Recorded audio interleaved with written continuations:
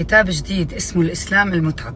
طبعا هو هذا كتاب يهودي وموجود في الكونغرس. شوف شو ملخصه. ملخص لأهم النقاط في كتاب الإسلام المتعب، فصل نهاية العرب. الفصل نهاية العرب.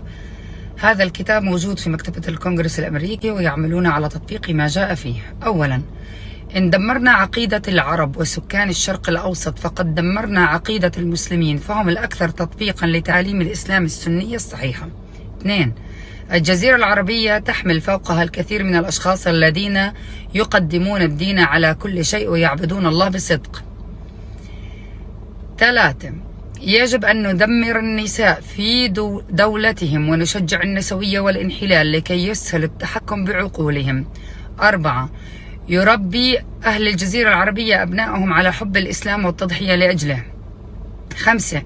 يحافظون على جميع أركان الإسلام وحفظ القرآن والتضحية من أجله، وهذا من أجله وهذا مش لابس نظاراتي يورثونه لكل جيل. 6. يجب أن نبدأ في الهجوم على المشايخ والمساجد وخطب الجمعة لكي ينفر العامة منها ويهجرون المساجد وينفرون من تعاليم القرآن ويفضلون ثقافتنا على دينهم.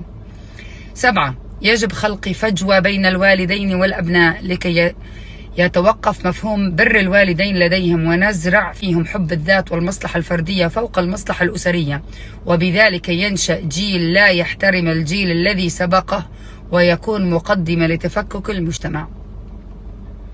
8. يجب دعم جميع الفتاوي التي فيها اختلاف كبير وتثير الشقاق والفتن. 9. يجب أن ندس السم بالعسل لكي يتعود المسلم على أن يكون كل شيء مباح والحرام فيه قولين، قول يبيح وقول يحرم، حتى لا يكون لديهم أي تأنيب للضمير. كتاب يهودي اسمه الإسلام المتعب، فصل نهاية العرب.